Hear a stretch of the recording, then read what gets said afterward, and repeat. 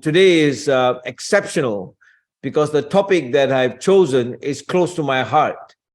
It's concerning my heart and is about matters of the heart, because Heart Talk is about heart-to-heart conversations of real issues in life concerning health, wealth, spiritual living. But today is of no exception because it's talking about emotions. We are emotional beings. And if there's anything that I would love to know more and learn more, would be how to handle, how to manage my emotions. And this has been a struggle for me. And I wish I knew, even though I'm a plastic surgeon and a medical doctor for the last, 40 or 45 years, what I haven't learned, I'm still learning though, is how to manage my emotions intelligently. And so this is going to be a really changing mover if it's something that matters to you too.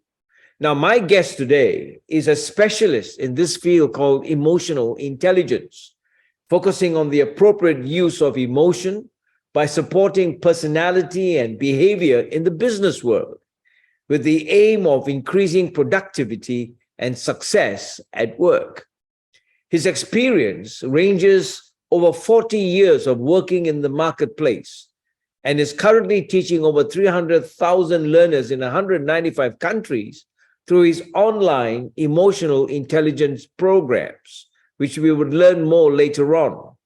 He's truly a guru in emotional intelligence. So without further ado, would you please join me to welcome Robin Hills, who comes to us live from Greater Manchester in the United Kingdom. Welcome, Robin. Come join us. Good morning. Morning. Yeah. I love the setting that you're in, and it's quite a mindful setting, isn't it? It is. It's all about being mindful and, and loving the present moment, Robin. And I think because that's all we can do in the present moment, isn't it? Yeah. Absolutely, to be paying attention to what is happening. So once again, welcome to Heart Talk. Thank you for giving me your time, and we just want to enjoy this company with you, because what we're going to talk about, Robin, are matters of the heart, and they are so deeply important. And as I said, and I've told many people, invitations can change your life.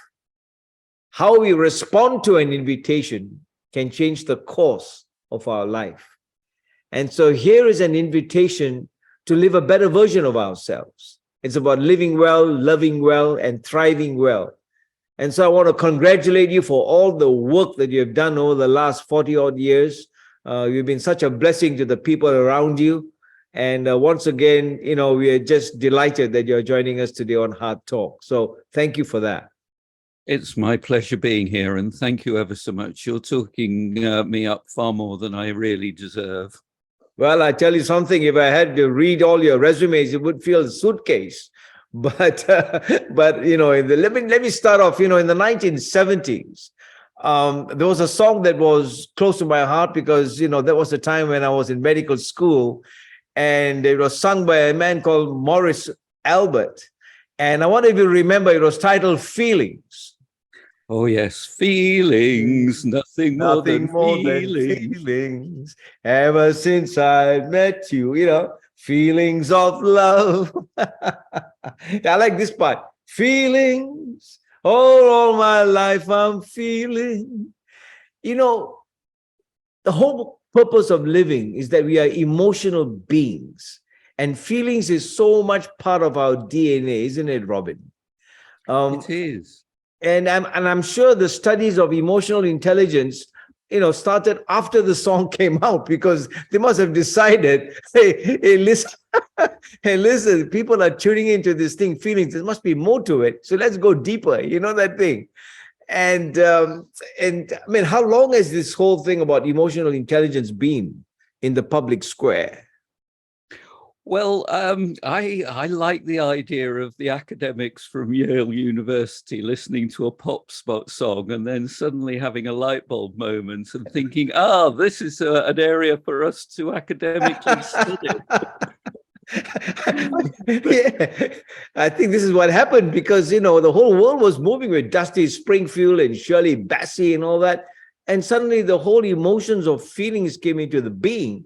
And they said, well, let's make some money. Let's bottle this up, and sell it. But let's start from there, because there's a lot that's been bandied around. And I want to hear you. You're the expert. You're the guru in this field. How do you distinguish between feelings and emotion? Let's start from there. That's a really interesting question. Let's go back to answer your first question. Emotional intelligence first came into the public consciousness in the 1990s. Daniel Goleman published his books. They're well-selling books on emotional intelligence, but that was based on the academic work from Yale University in the 1980s, where the words emotional intelligence were first used. I think over the last 30 years, emotional intelligence has become a bit of a buzzword, but it's not a fad. It's not something here today and gone tomorrow. I think it's now starting to get further embedded into the public consciousness. But because of that, there are a lot of myths that are floating around with regards to emotional intelligence. And there's a lot of rubbish spoken about emotional intelligence. And the question that you've posed for me, what is the difference between feelings and emotions, is a very basic question that many people don't ask around emotional intelligence. And I think it's a vitally important question for us to answer, because there is a distinction. And people will use the word emotions when they mean feelings, and they'll use the word feelings when they mean emotions. Absolutely. And the two be interchangeable, and they're not. Right. Emotions are specific reactions to events, whereas feelings are the perceptions that we have of sensations within our body. So what we will find with feelings, they're not necessarily related to emotions. So we will say things like, I'm feeling tired, or I'm feeling cold. Whereas with emotions, as I've said, these are specific reactions to certain events, and they include cognitive and physiological changes in our body to help prime us to act in a certain way. So they can be automatic and they can be unconscious, whereas a feeling, we will take continual readouts from our internal states, and they can be one component of emotions, or one component of emotion, but they are actually within our conscious awareness. So that is the basic difference between emotions and feelings. That's powerful, because I'm glad you brought this delineation between the two, even though I'm sure that the emotions, I mean, let's talk about emotions before I start flowing into it. How many emotions are there? Because, I've been bandied around. There's 6 and then there's 7. Someone did a study and come up with 27. And my whole life has been an emotional bag. So, Well, it depends upon which academic paper you're reading, because I've read papers which say that there are 3,000 emotions. And then I've read other papers which say that there are 27,000 emotions. So there you go. It depends. It depends. I prefer to start very, very simply and go to the work of Paul Ekman, who was an anthropologist in the 70s. And he worked with blind athletes. And he also worked with tribes of people in your area of the world that have been completely isolated from humanity. And what he found when he was working with these people is that there are 6 basic universal emotions. And his first paper identified 6 emotions. Right. Happiness, fear, sadness, anger, disgust, surprise, and sadness. Yeah.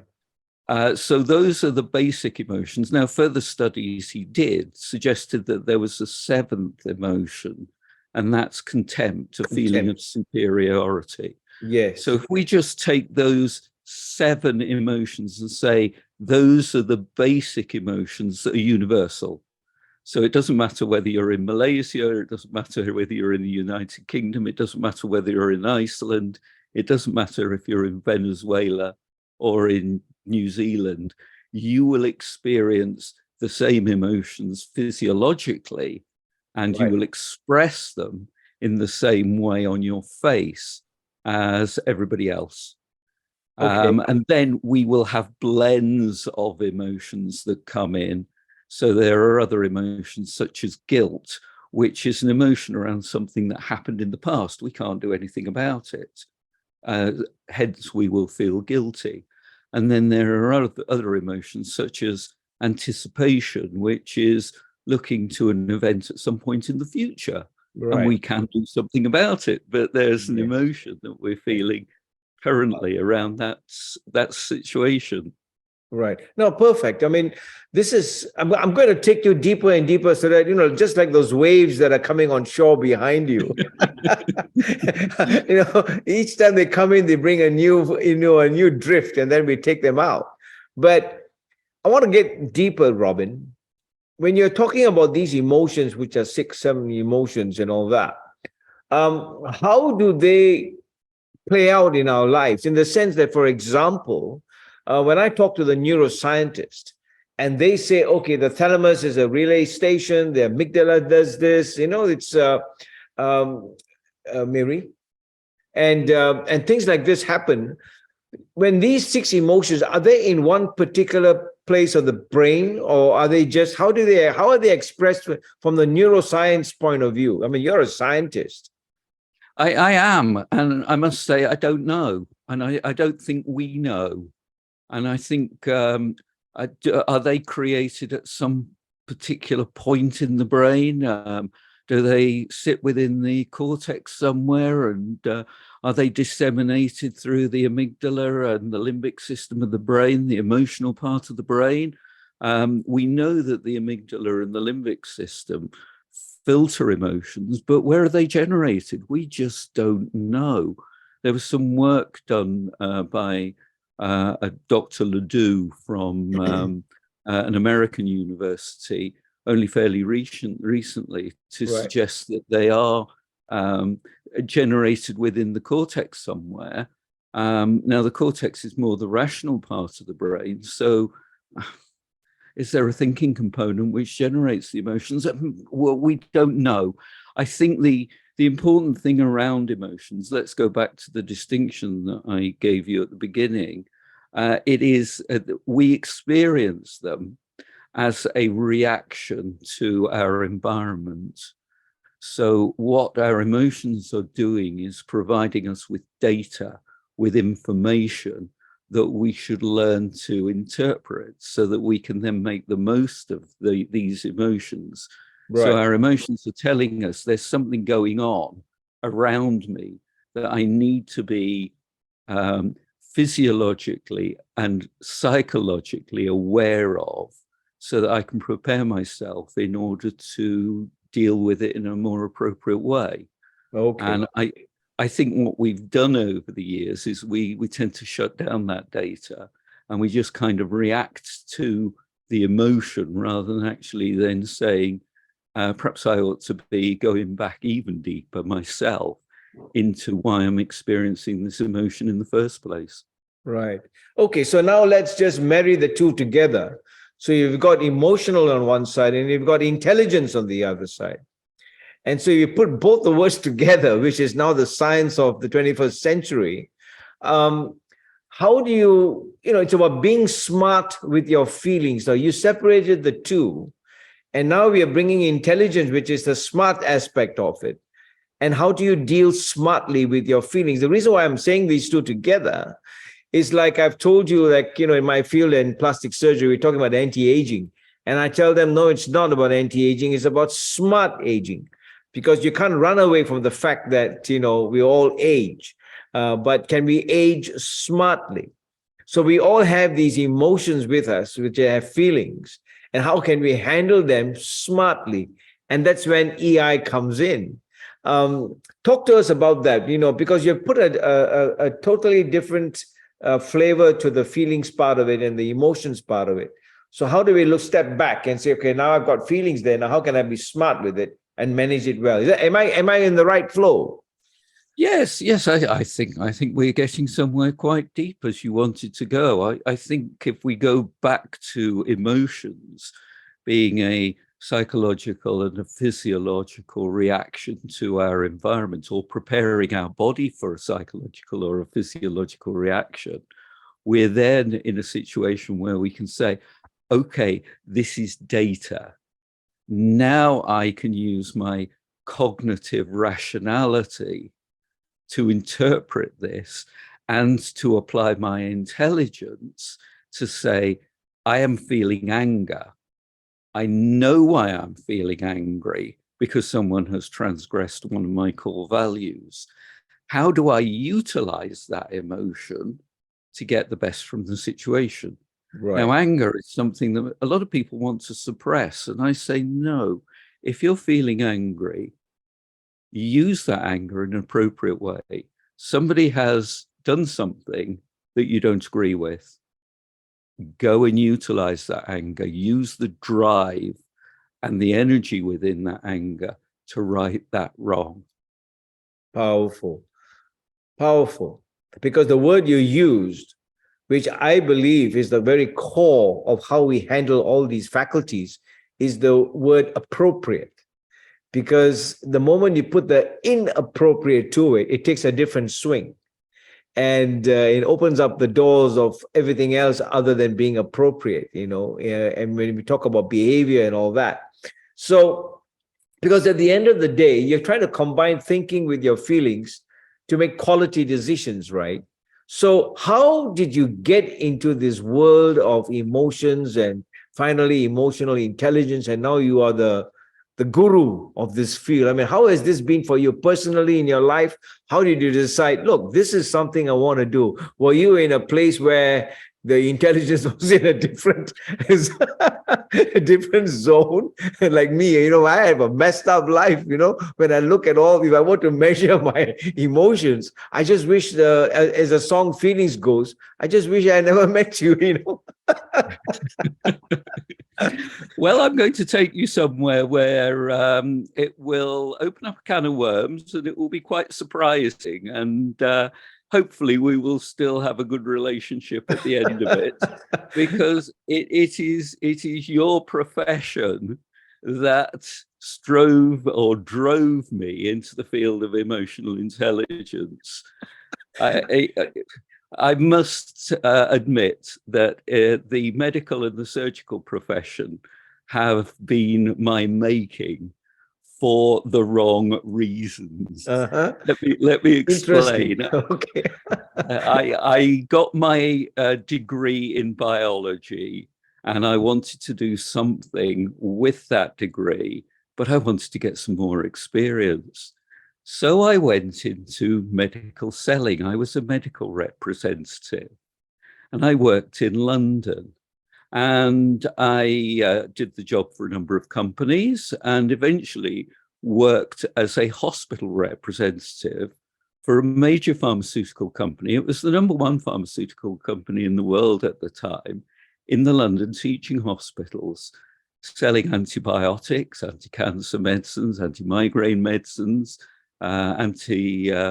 or medicines for gastroenterology, gastric ulcers, peptic ulcers. Mm-hmm. And I found that there were some doctors who I had an affinity with, and there were some doctors who would not speak to me because of who I was. Well, the label that they put on me, I was a rep for a pharmaceutical company, and they didn't want to know. They did not want to know. And often they would leave the job as part of their medical rotation, and a new doctor would come in. And the new doctor would be a completely different beast.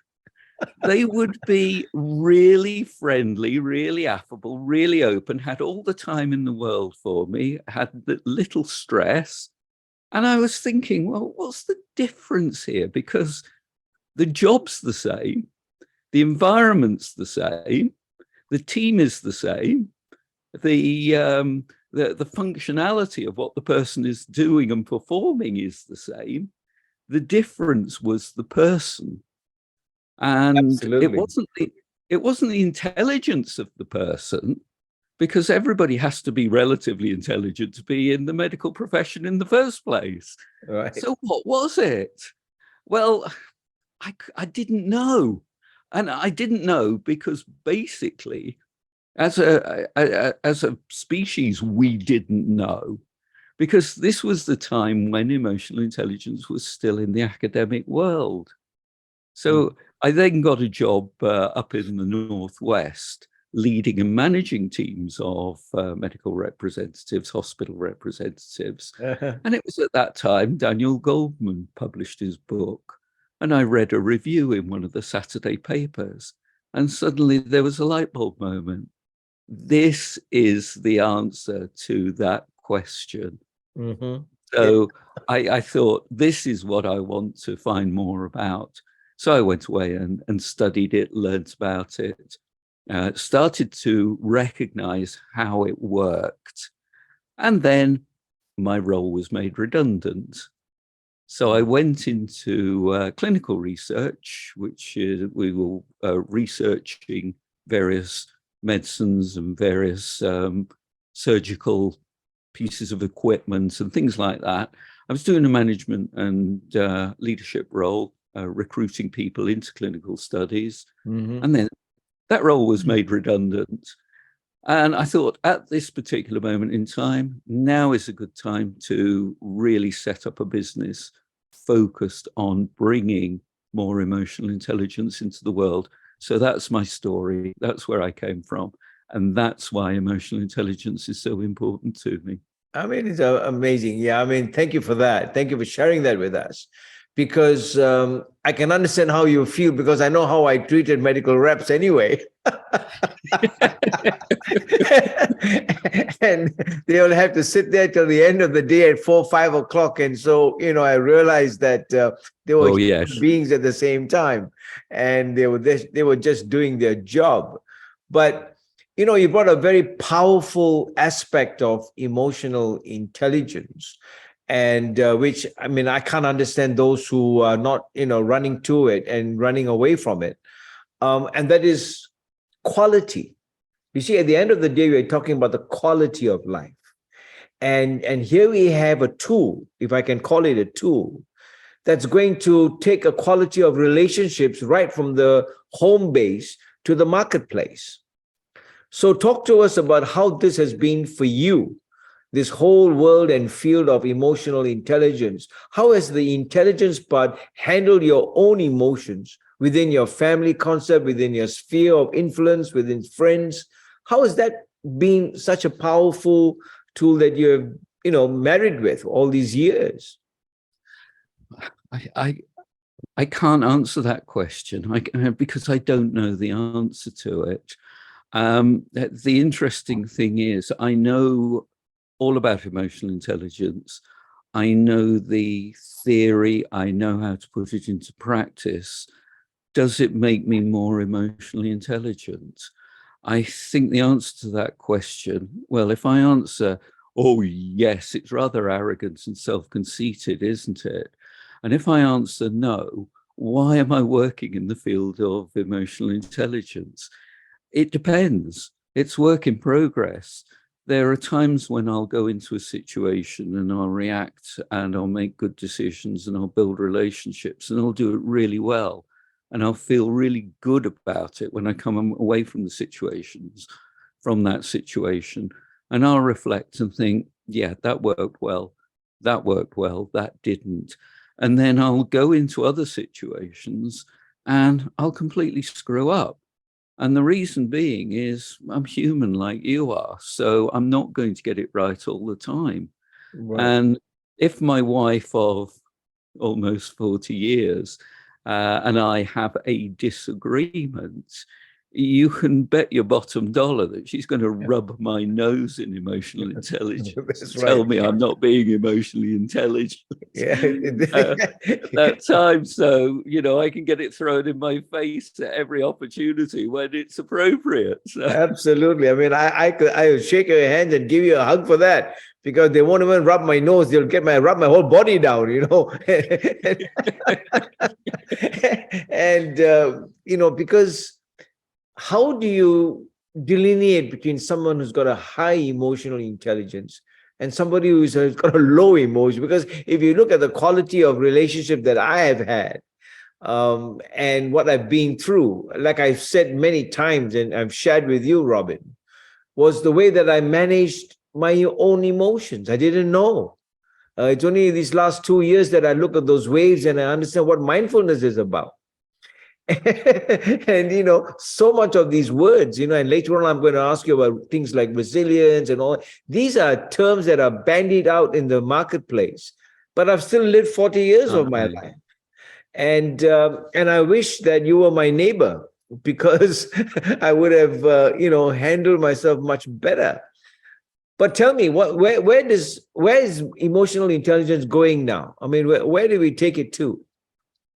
Well, I think what we need to do is to get emotional intelligence further invested within the business world. I think your fraternity, your profession has a long, long way to go. And before we went on air, we were having some conversations around evidence-based medicine as being the buzzword. Well, it's been the buzzword for the last 40 years within the National Health Service here within the United Kingdom. I get really, really annoyed when I hear that phrase, because I go along to them with evidence around emotional intelligence. I might as well be talking to next door's cat. So they talk about evidence-based medicine. Here's the evidence, put it into the practice of medicine, and they don't. And Absolutely. The National Health Service here in the United Kingdom is still stuck in the last century, and it's creeping into the 21st century, but imperceptibly slowly. So it's got a long, long way to go before it catches up with the business world. The business world is making some great progress, but it's still got a long way to go. Still got a long way to go. We've all got a long way to go, and we can all help and support each other. Just look at the issue of climate change, and look at the way in which the world is reacting to that. It disgusts me. It makes me very angry. It is drawing up all my unpleasant emotions. And these are the things that I think we ought to be channeling to do something different for everybody. It's not happening. We listen to the politicians and they argue, and they argue nonsense most of the time. I know. I mean, it happens here too, but closer to home, I think all that is happening around us, at least if I look back now, is this whole negativity and a resistance to the human condition of trying to get it better. Right. You see, if you don't, every human experience cannot happen without a human condition being conditioning. And that's where the resistance is coming in, because everybody is quite happy at status quo as long as there are more diseases in the marketplace. And the hospitals are doing more and more, getting better, living on disease, as opposed to spreading an epidemic of anti-inflammatory information across the world. And this is something that we're going to live with, because the human condition will never change until, I've got a scar on my chest because of my own history of self-denial, not being able to, to accept and change, you see, as much as I want to. So this is where I'm coming to more of the self now, because I think that if there's one thing that I've realized now is to just take a pause in life, stop, and have a look within. I've said this many times, Robin, this whole thing about emotions and all that, it's like a mirror, looking in a mirror. A mirror can never lie what you look at. and it's like shadows. They'll follow you forever. You cannot run away from a shadow. So emotions to me are forever there in the mirror first thing in the morning, and they're shadowed with you wherever you go. So I think this is the frontier of medicine, is how do we handle our emotions, both in the home, which is more of a marketplace today, because people are living more and more at home and doing work from home, and in the marketplace outside. So what I'm trying to come to now is talk to us about self-awareness, self-perception. I mean, how do you grade these different parts of this emotional intelligence? I mean, how do you assess oneself? Do we need that assessment? I don't think I want to go for a test, because I can see what I've done. And somebody would say, Charles, you got a very low emotional intelligence for what you've done. The quality of your relationships is just messed up. So what do you say to that? Well, let's have a look at emotional intelligence as a construct and very quickly unpick it to help there, because there is a lot within this.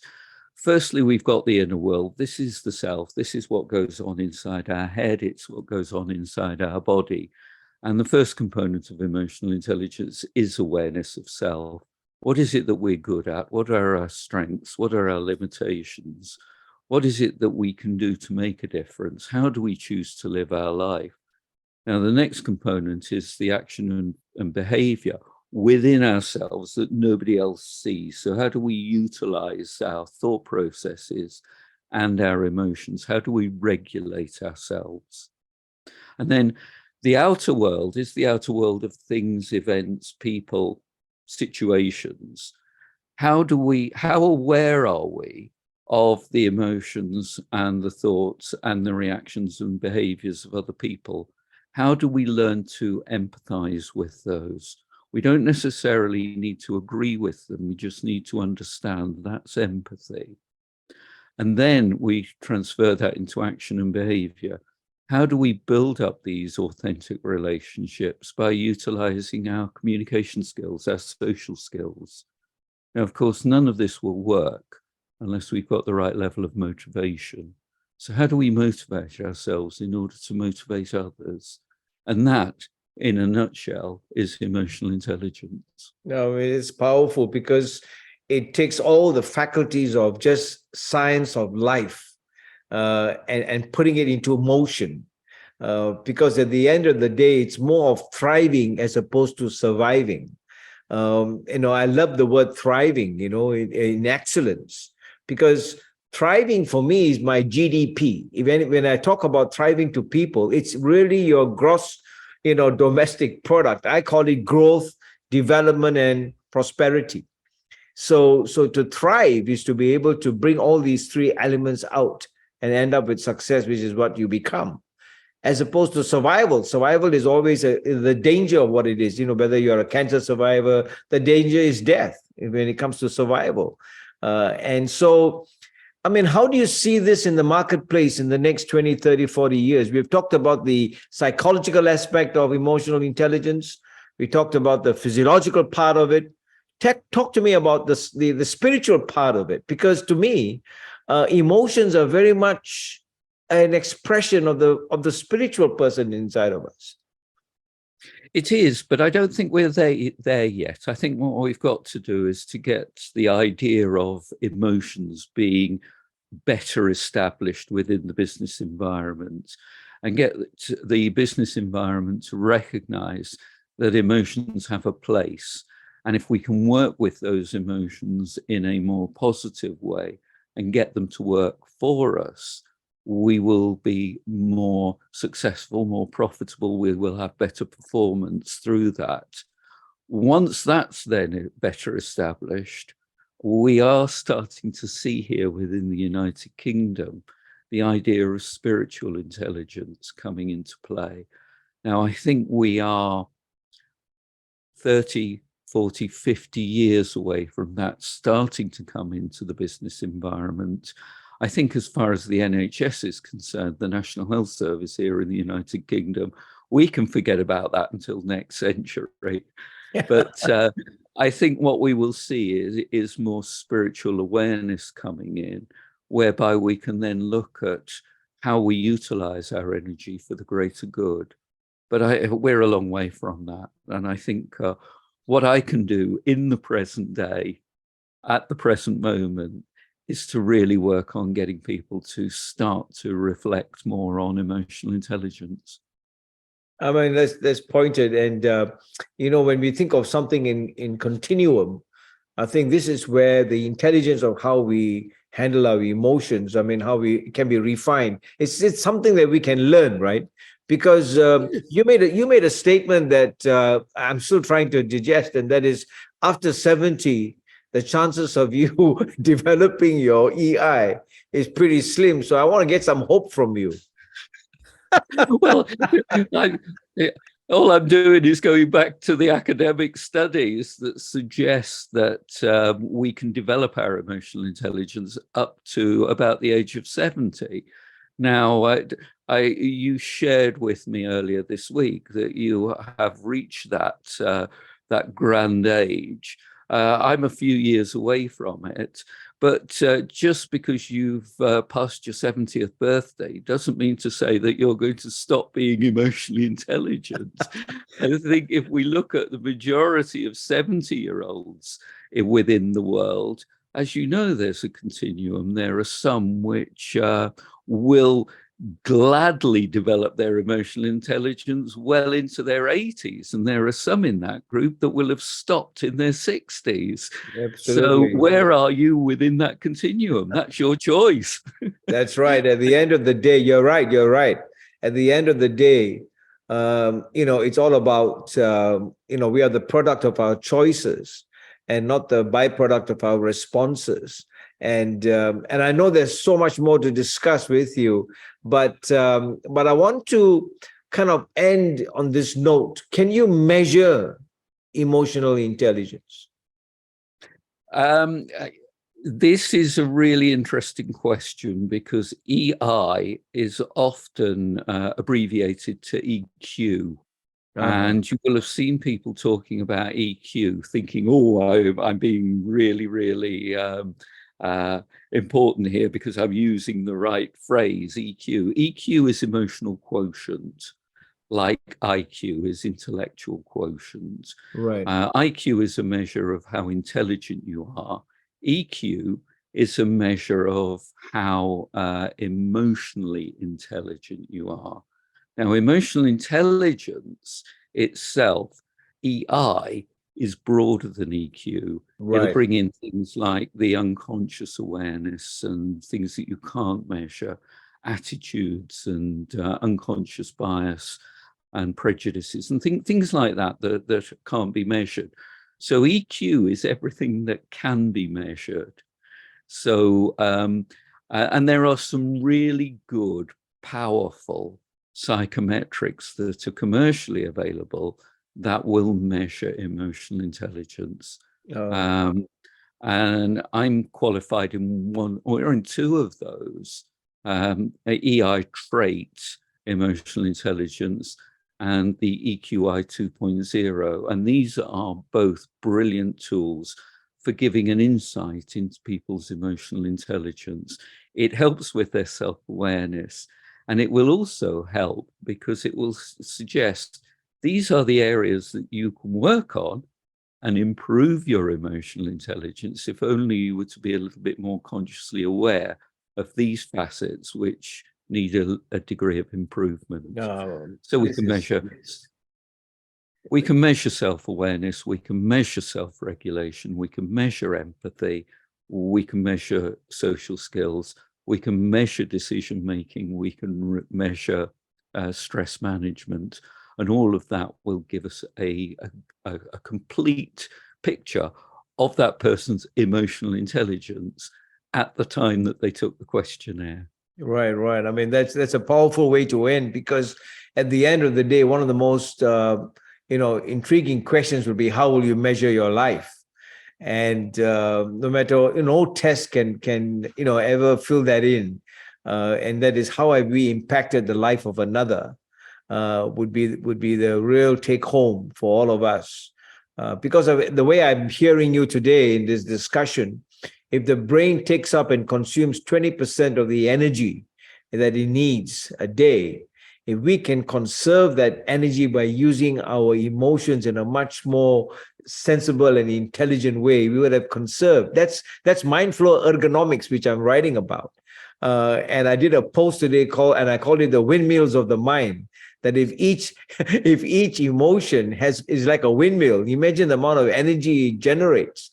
But if it's creating good productivity and the end result is a beautiful life, well lived, I think that's a take home for the whole concept of emotional intelligence.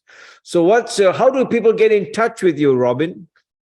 Well, I'm available throughout the internet. Just put in Robin Hill's emotional intelligence and I will come up in Google quite readily. Find me on LinkedIn. Look for me on Facebook. My website is ei4change.com. That's EI, emotional intelligence, 4change.com. Or you can contact me at robin@ei4change.com. Wonderful. Well, there you go, everyone listening in. And so on that note, Robin, what's a take home for all of us to stay intelligent with our emotions? Strive for a happy life and make the best of what you've got. Point taken, point received, and registered right down there. I think there's been a wonderful, really enlightening discussion on this topic. And I'm sure we'll have you again as we continue to ride the waves and ride the storms of life. And, it's such a beautiful scenery behind you, and we will meet there again one time. So from all of us here, thank you once again, Robin, on behalf of my producers, Mary and Heidi over here. You've been a wonderful guest with us. And from all of us here, thank you very much for joining us on HEARTtalk. So thank you all for joining us on HEARTtalk. And as you know, we will put the links on our, when we do the video editing, and finally you get to receive it. And so from all of us, stay tuned. Remember, it's about how intelligent you are to manage your emotions. And the take home is live well, love well, thrive well, because it's a beautiful life. We'll talk again.